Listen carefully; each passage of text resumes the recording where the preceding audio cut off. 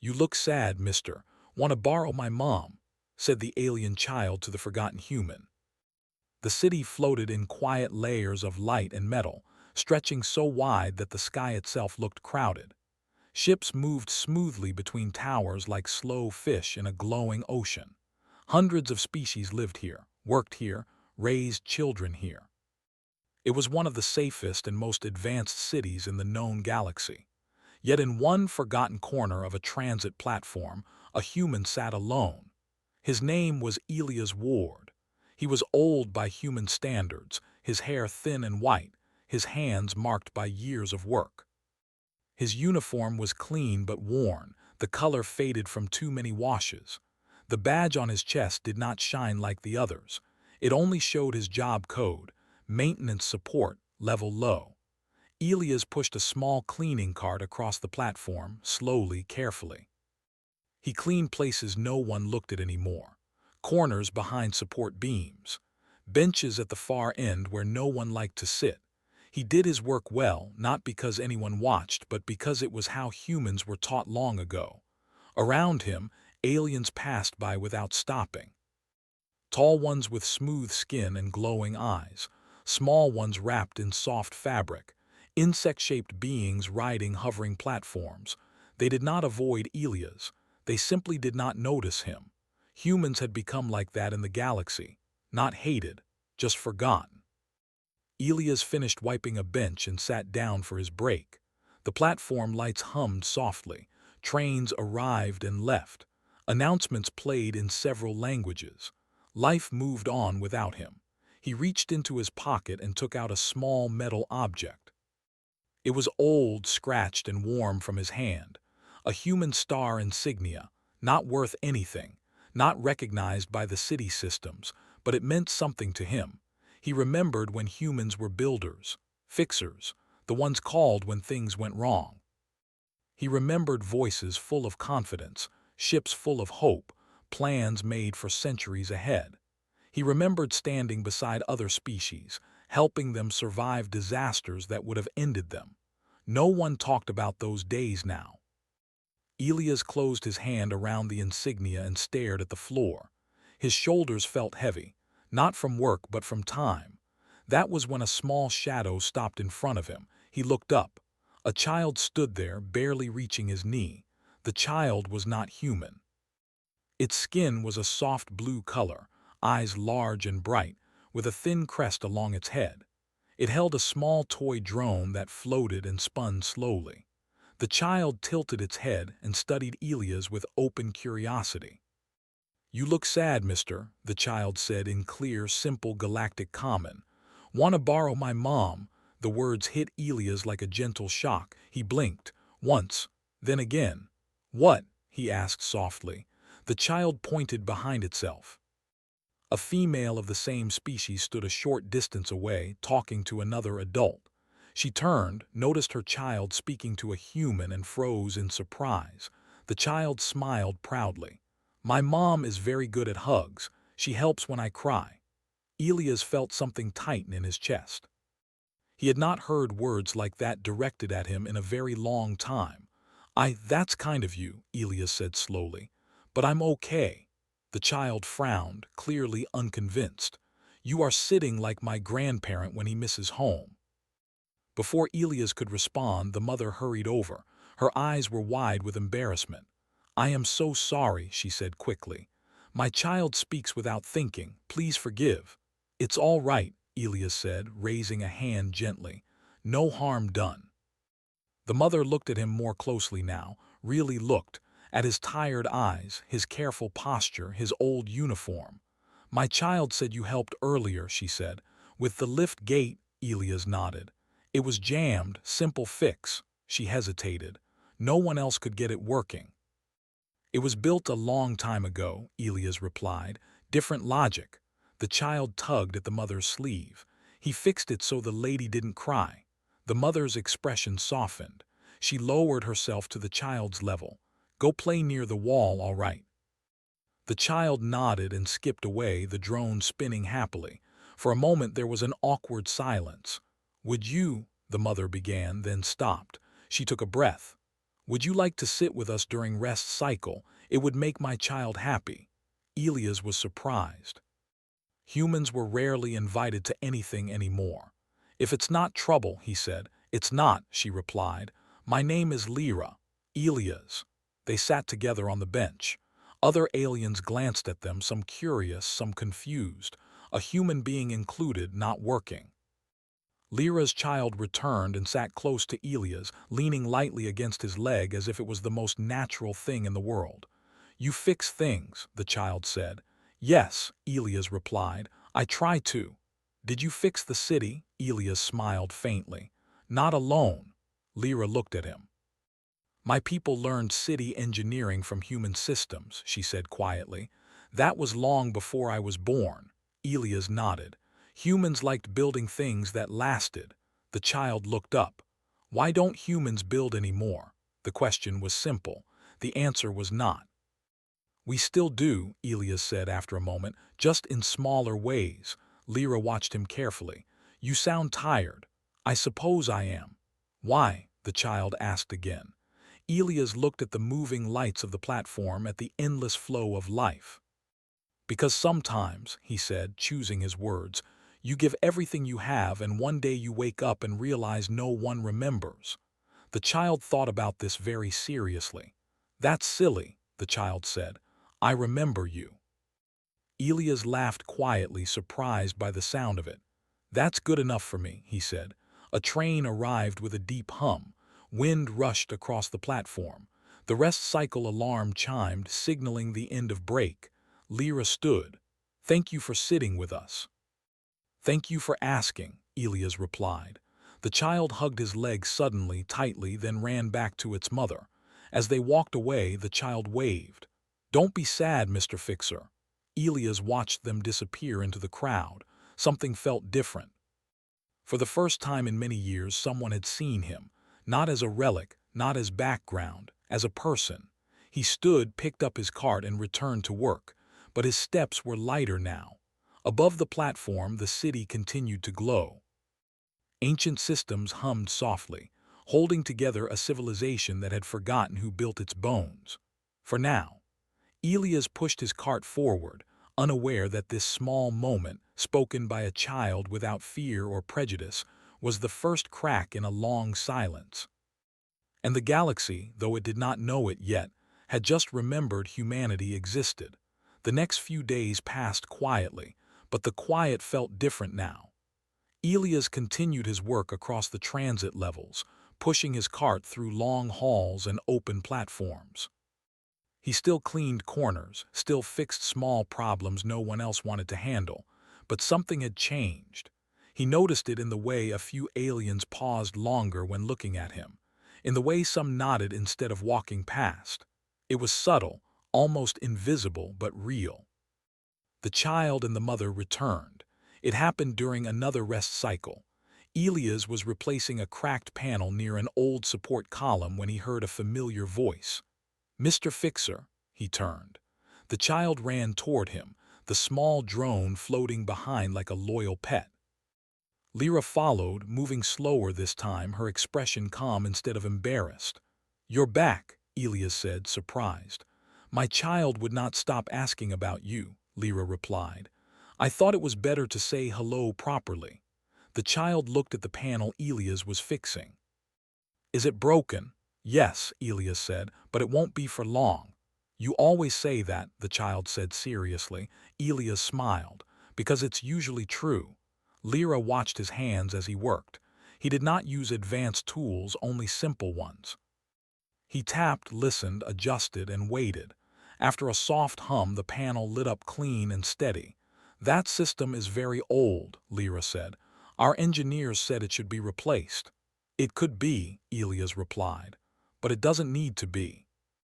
It was built to be repaired, not thrown away. Lyra tilted her head. That sounds very human. Elias did not deny it. They sat together again during rest cycle. This time another alien joined them, then another. A tall being with crystal-like skin asked Elias a careful question about an old power relay. A small merchant asked why the cargo lift on level 6 sometimes shook. Elias answered simply, No pride, no speeches, just truth. Words spread quietly, not loudly, not officially. Just from person to person. There's a human who understands the old systems. He fixes things without charging. He explains instead of judging. Humans across the city noticed too. A woman working sanitation nodded to Elias from across the platform. A human archivist paused to listen as he spoke. Slowly, cautiously, humans began standing a little straighter. Elias did not plan any of this. He only kept working. One cycle later, the city trembled. It was not violent, not sudden. Just a deep vibration that passed through metal and stone like a warning breath. Lights flickered, trains slowed. The hum of the city changed pitch. Elias stopped pushing his cart. He knew that sound.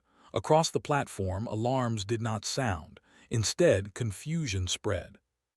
Control systems tried to correct something they did not fully understand. Lyra's species felt vibration strongly. She steadied herself, eyes wide. "What was that?" she asked.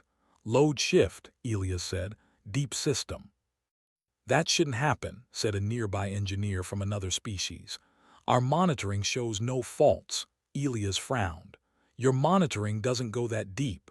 Another tremor followed, slightly stronger. People began to panic. Transit traffic slowed further. Overhead displays showed warning symbols without explanations. Elias looked around, then made a decision. "Where is the nearest manual access?" he asked. The engineer blinked. "Manual? Those were sealed generations ago." "Where?" Elias repeated. After a moment, the engineer pointed down a restricted corridor. "Maintenance core, level below." Elias pushed his cart toward it. Lyra hesitated, then followed with her child close behind. "You shouldn't," she began. "I know," Elias said, "but I should." The corridor lights flickered as they moved. The hum grew louder, uneven now. At the sealed door, Elias pressed his hand against the panel. It did not respond. He removed the insignia from his pocket and slid it into a narrow slot beneath the panel. The system paused, then unlocked with a soft click. Lyra stared. "That code is not listed."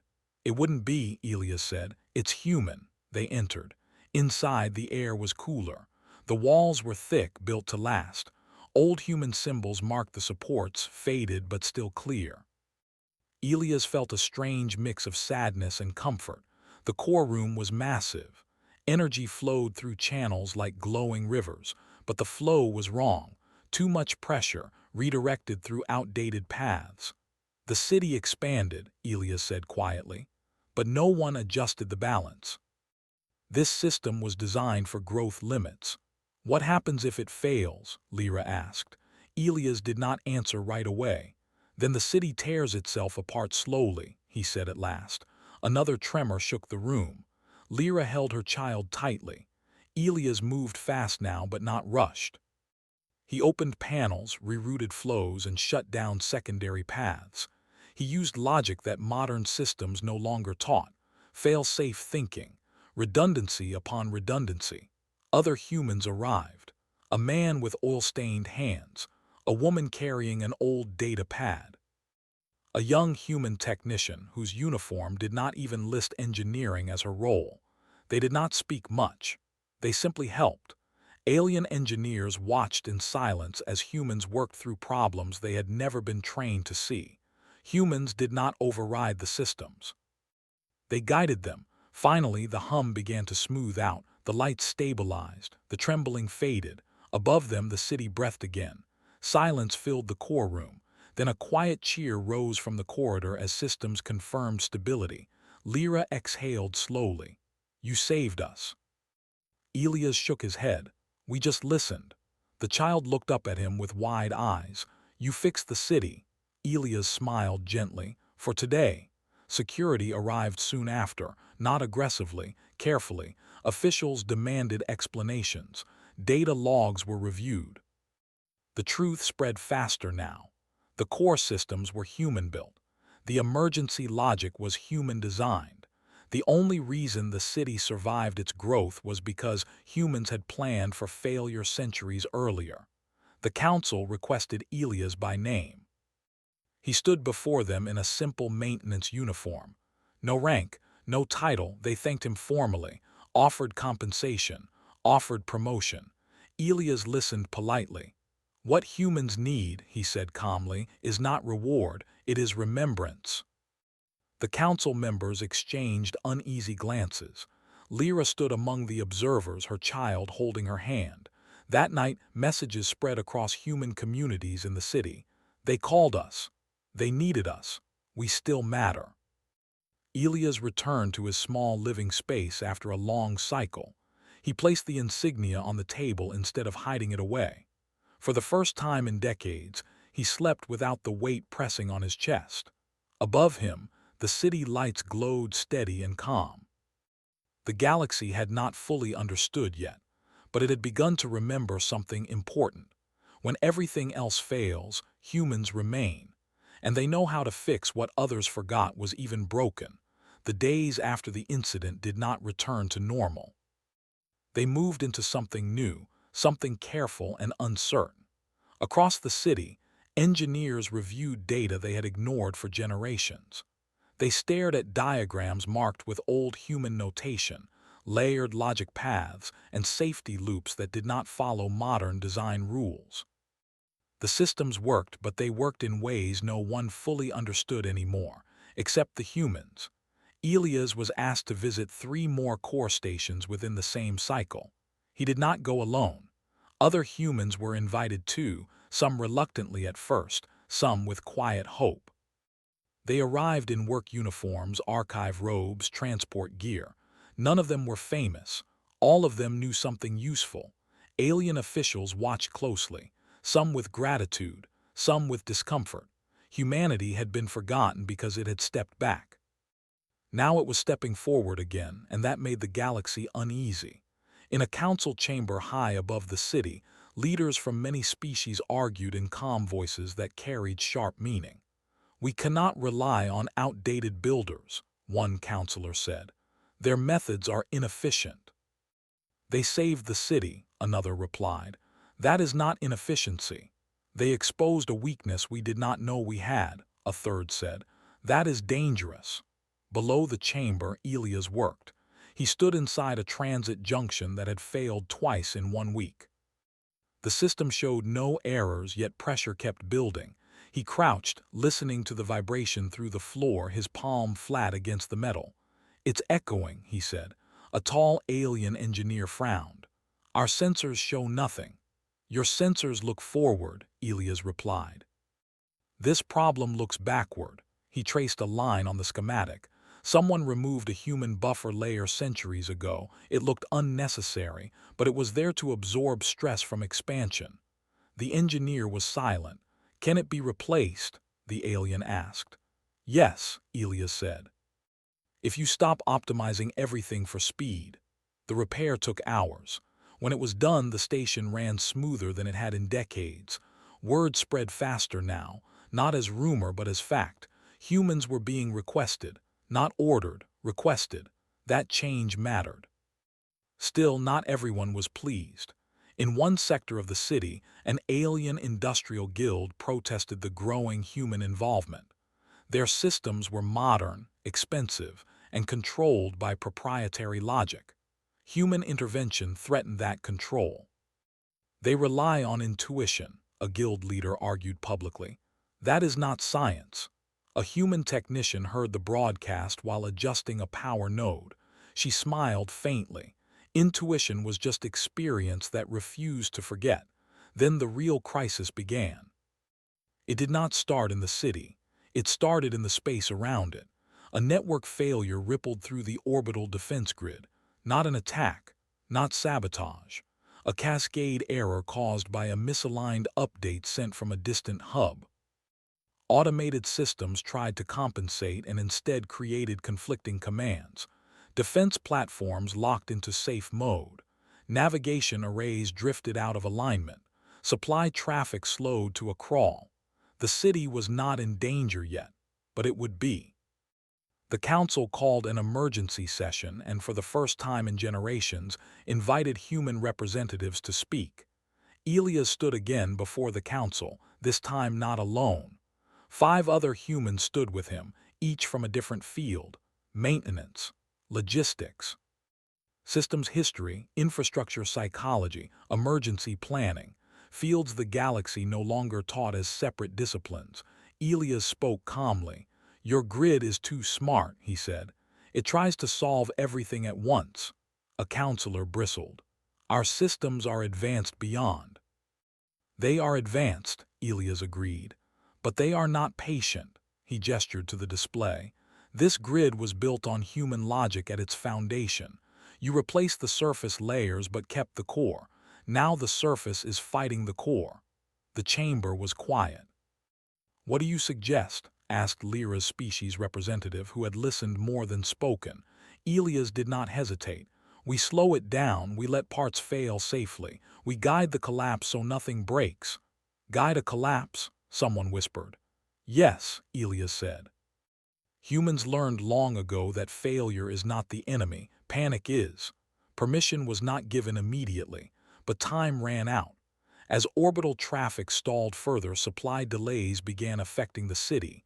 Not food yet, not medicine, but comfort systems, climate balance, transit reliability. Unease spread. The council authorized a joint task. Humans were given access to the grid.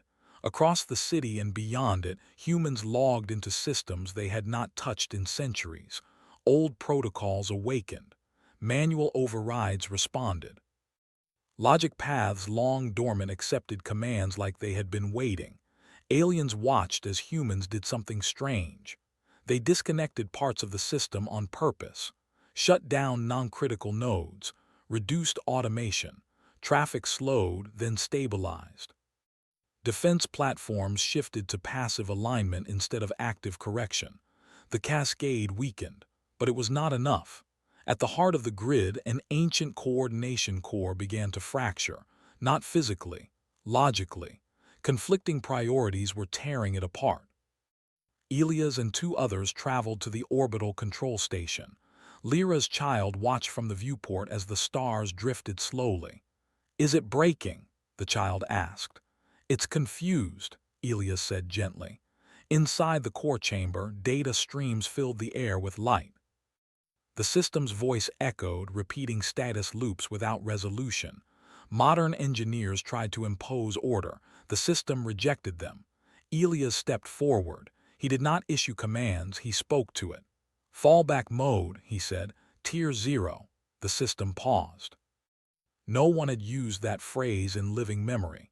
Human language patterns unlocked deep logic gates. The system shed layers of complexity, returning to its most basic purpose: protect life, maintain balance. Everything else was secondary. The cascade stopped. One by one, systems aligned. Across the city, people felt it, not as relief but as calm. The grid stabilized fully within the cycle. No cheers filled the council chamber this time, only silence, the kind that comes when assumptions die. Later, as reports were finalized, a counselor approached Elias privately. "You could have taken control," the counselor said. "You didn't," Elias nodded. "We never wanted control." "What did you want?" the counselor asked. "To make sure you didn't fall when we stepped away," Elias replied. The counselor studied him. "You planned for this." "For failure," Elias said softly. "Always." The next day, official records were updated. Humanity was reclassified not as a minor species, not as a legacy culture, but as a foundational civilization. Lyra stood with her child as the announcement played in public spaces. "They remembered you," the child said. Elias, watching from a distance, shook his head gently. "Not yet," he said. But he allowed himself a small smile, because something deeper had changed. Aliens no longer looked past humans, they looked to them. And humanity, quiet and steady, did what it had always done best. It stood between the galaxy and its own mistakes, without shouting, without demanding, simply making sure everything kept working, even when no one knew how close it had come to breaking. The city did not celebrate with fireworks or loud parades. Instead, it changed quietly. Signs were small at first. Human technicians were no longer stopped at restricted doors. Old access panels were relabeled instead of removed. Training halls added new courses based on human system logic, failure planning, and long-term thinking. Humans were not placed above others. They were placed where they belonged, at the foundations. Elias noticed the difference during his morning cycle. His access card opened doors that had been locked to him for decades. A young alien engineer waited for him instead of walking ahead. "Could you review this layout?" the engineer asked, respectful but not nervous. Elias nodded. "Of course." Respect felt strange after so long, not heavy, just unfamiliar. Lyra met Elias often now, sometimes with her child, sometimes alone. She asked questions not as an observer but as a partner. "Why did humans stop pushing forward?" she asked once as they watched ships drift in steady formation. Elias thought for a moment. "We didn't stop," he said. "We just learned that not everything needs to be led. Sometimes it needs to be supported." Her child sat nearby, building a small model from spare parts. It looked nothing like a modern ship. It had extra supports, backup wings, and uneven lines. "It looks funny," the child said proudly, "but it won't break." Elias smiled. Beyond the city, the galaxy adjusted. Other hubs requested human advisors, not commanders, not rulers, advisors. Humans traveled again not as conquerors or heroes but as stabilizers. They asked difficult questions.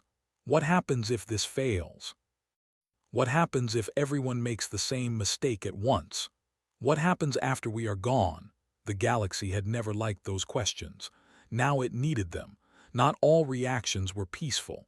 Some powers resisted the change. A coalition of advanced systems refused human involvement, claiming independence and superiority. They sealed their networks and accelerated automation. Elias watched the reports with quiet concern. "Will they fail?" Lyra asked. "Eventually," Elias said.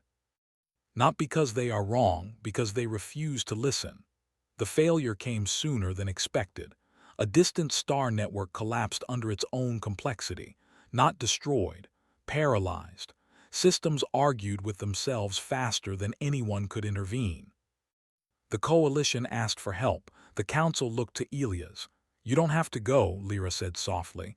Elias stood, slower now but steady. "Someone should."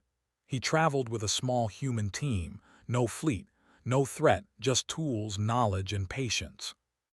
They did not rewrite the system. They simplified it. They removed layers until the network could breathe again. When it was done, the coalition leaders expected conditions. There were none. "Why?" one of them asked. Elias answered honestly. "Because someday we might need you too." That was the moment the galaxy understood something important. Humans did not help to be thanked. They helped because someone had to. Time passed. Elias grew older. His steps slowed. His hands shook sometimes when he worked. Younger humans took his place in the cores and control rooms. He did not mind. One day, Lyra's child, no longer so small, walked beside him through the platform where they had first met. "You were very sad here," the child said. "I was," Elias agreed. "You are not now." "No," Elias said, "I'm not." They sat on the same bench. The city moved around them, calm and balanced. The child looked thoughtful. "My teacher says humans are strange," Elias chuckled. "That's fair. They say humans plan for people they will never meet."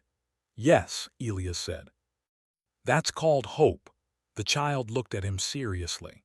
"When you are gone, will the city remember?"